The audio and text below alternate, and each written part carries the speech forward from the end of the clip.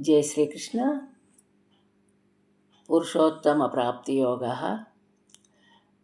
गामावेश्य च भूतानि धारयाम्यहमोजसा पुष्णामि चौषधीः सर्वाः सोमो भूत्वा रसात्मकः। गामावेश्य च भूतानि धारयाम्यहमोजसा पुष्णामि चौषधीः सर्वाः सोमो भूत्वा रसात्मकः।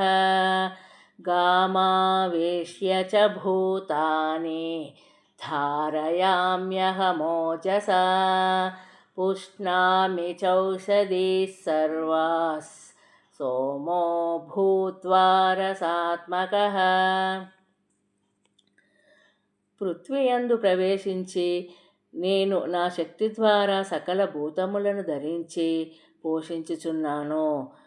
రసస్వరూపుడవనై అనగా అమృతమయుడనై, చంద్రుడనై ఔషధులకు అనగా వనస్పతులన్నింటికి పుష్టిని చేకూర్చుచున్నాను. జై శ్రీకృష్ణ.